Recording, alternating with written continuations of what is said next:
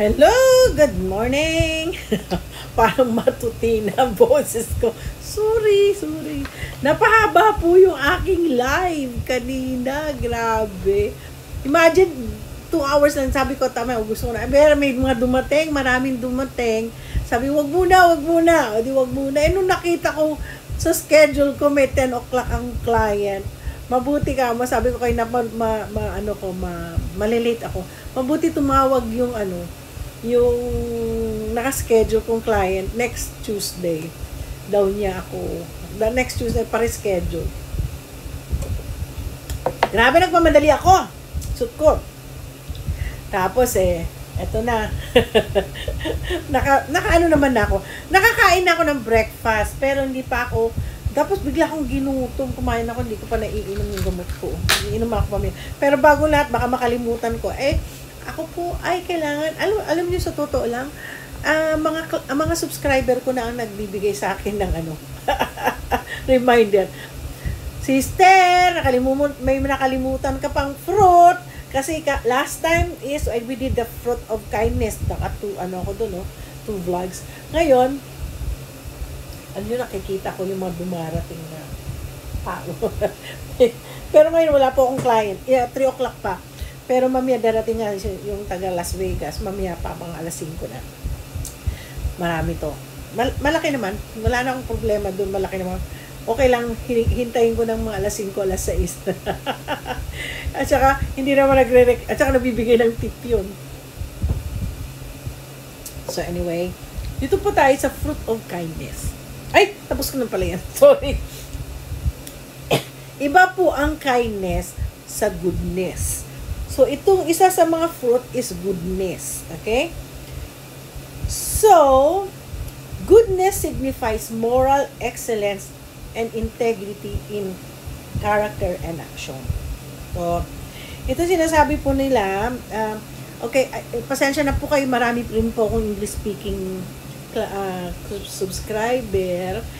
Sa totoo lang, sinasabi na sip-sip daw ako kay Roel sa subscriber. Yes, of course, marami pong mga subscriber si Roel na kliyente na subscriber ko. Pero marami po mga kliyente din po. 2,000 po ang kliyente, ha? Pero hindi ko alam, yung pati pala yung aking, kasasabi ko sa live ko na, pati yung co-worker ng aking pamangkin, actually pamangkin ng asawa ko, na puti. Nakita niya Pilipino, you know, my aunt is a vlogger, ganun. Tapos sabi daw ng co-worker niya, I know her, I've been watching her, yung oxtail daw, hindi alam na masabi. Sabi ko, that's my kare-kare. Lulutuan ko nga tuloy itong mga pamangkin ko ng kare-kare. Ito ang mga puti na walang pakialam ko ano oxtail, ulo ng bab. Actually, nagdala ako ng lechon sa Christmas party namin. Naghati kami ng friend ko. Hinating pa ganun Pero binigay sa akin buong ulo. Kinain nilang mag-ama. Diyos ko, mga puti. Alam mo, hindi ko pa nga alam na siguro gawin ko uli. Para ma-vlog ko sila. Anyway, so goodness, i-explain ko rin kasi meron din ako mga kliyente na hindi nakakaintindi ng Ingles. So, ganito na lang po gagawin natin po para maintindihan din po ninyo in Tagalog. And all of my English-speaking friends, the way I say, goodness signifies moral excellence and integrity in character and action. Ibig po sabihin po nito, yung goodness nagsisignify sa moral character natin. Kung are you good or are you bad. Diba? What is the ng goodness? Bad. Good, bad. Pasensya na kayo. Huwag nyo na titingnan. Many people, kanina may bagong subscriber. What happened to your thumb? Ilang beses ko na in-explain. So anyway, good and bad. So magre-reflect yan sa ugali natin. Are we good or are we bad? Okay? Goodness, sabi dun sa Greek word nito is agathos. Ang hirap magsabi ng Greek word. I love Greece, ha? Agathosune means uprightness of heart and life, goodness and kindness. Goodness is seen in our action. Goodness is seen in our action. Anong difference nila ng kindness. It's a quality of being friendly, generous, and considerate. Ang kindness. Okay? Yung goodness is seen in our action. The word relates to not only being good, but also doing good things. Okay? The contemporary English version of 2 Thessalonians 1 verse 11 highlights meaning. We pray for God's power to help you do all good things you hope to do. Your faith makes you want to do. Through the Holy Spirit works in Christians' lives, they are upright in the heart and do good things. Okay.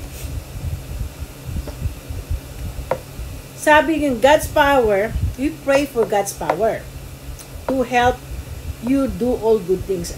Who doesn't want to do good things? Okay? Who doesn't want to do good things? Everybody wants to good things. Kahit yung mga bitter, nandito na naman tayo. Mga gusto, they really still in their heart. Kaya po ako, hindi po ako nag-ano I still know. May mga taong they kuda, they still, yung dami lang negative, they, in their heart, gusto rin nila talagang magkaroon ng good things din. Okay? So, ito po yung action natin, ang ibig sabihin nung good things. So, in order for us, if we want to do good things, ano lang natin yung 2 Thessalonians 1 verse 11, we pray for God's power to help you do all good things you hope to do. We hope to do. And our faith makes you want to do. If you have a very strong faith to do good things, then it will come to you. Okay? Nako, igaganon ko na. So, actually, marami po akong, magre-research din po ako. Alam mo, hindi po nalaman na natin, kailangan po magre-research din po tayo kung ano, para maire-rely natin po anong ibig sabihin ng fruit of goodness.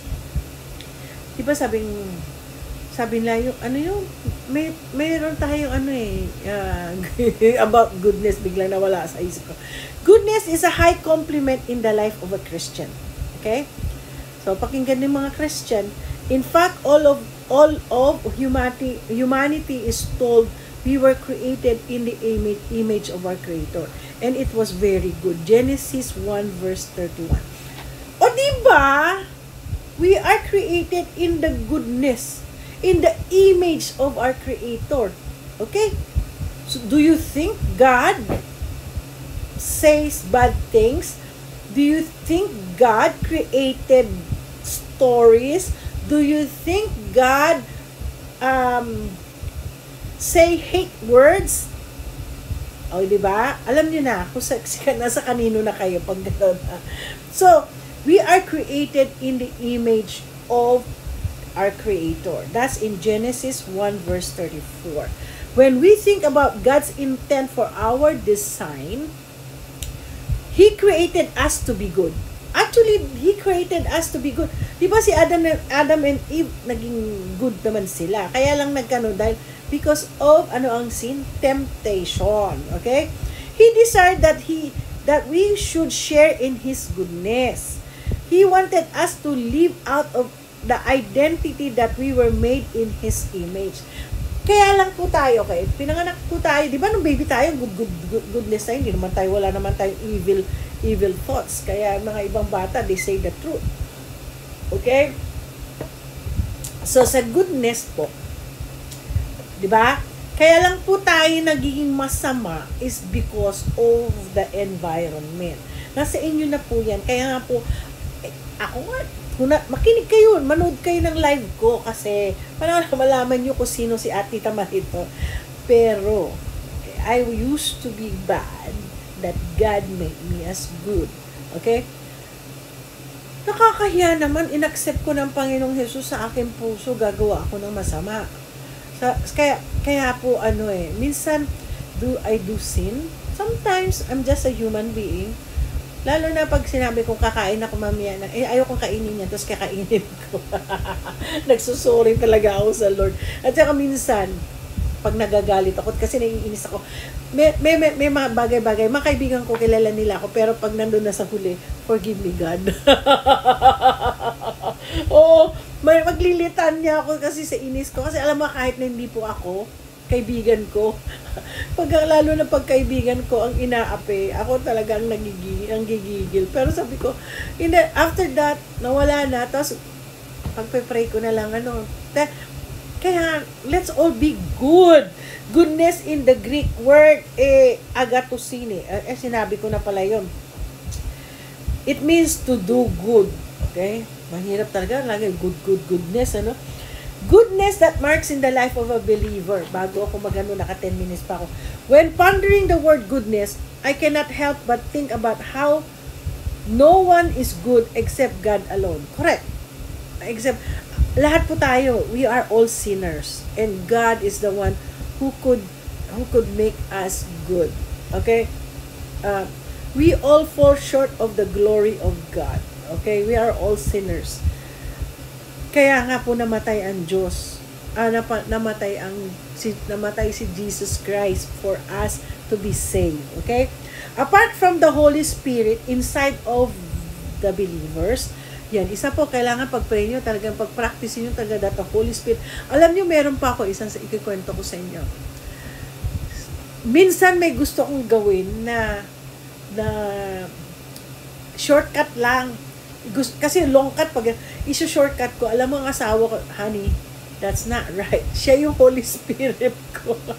Pero hindi, there are times din po na gusto kong kausapin yung tao, gusto kong magdada, gusto kong magtaray, gusto kong ganun talaga ako. Yung galit ko na talaga doon sa tao. Alam mo, pasalamat ako may Holy Spirit sa buhay. Sabi sa akin ng Holy Spirit, no. Tame. Tinuturuan na ako ng Panginoon. Tinuturuan ako ng Holy Spirit to tame. Kaya ang ginagawa ko, yung galit ko, iniiyak ko na lang sa Panginoon, Lord, ganito ako, Lord, ganito, ganyan, ganun. So, alam niyo, sa totoo lang, nakakatuwa din na noon, ngayon na sinasabuhay ko talaga ang salita ng Diyos. Kaya nga po, magbasa po tayo ng Bible. If you want to commune with God, you have to read the Bible. Kaya nga, eto sine-encourage ko. Thursday pa lang po sa amin. Ewan ko, sa inyo dyan, when you wake up, it's already Friday. Bukas pa ako bali Saturday sa inyo, no? Yan ang aking yung me time ko gagawin kung pag hindi nyo makita ako, hindi nyo ako marinig wala akong live at ibig sabihin po, ako po ay nagmi-me time at nagfa-fasting from SOCMED, and the same time I really ang dami kong prayer item ngayon kasi ang dami nagpapapray. So anyway, 13 minutes na po ako at sasabihin ko na lang sa inyo sa susunod yung next kong At marami pa tong goodness, siguro magpa-part 2 pa ako ng goodness para maraming taong maging good. Okay? Don't forget to like and subscribe and share. I-share nyo po to para lahat po tayo ay makakarinig ng inspirational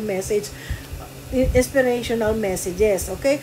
Again and again, kaya po ako nakakapagano dahil pinagdaanan ko po ito. And God is so good to change me. Okay? So, salamat po sa inyong lahat.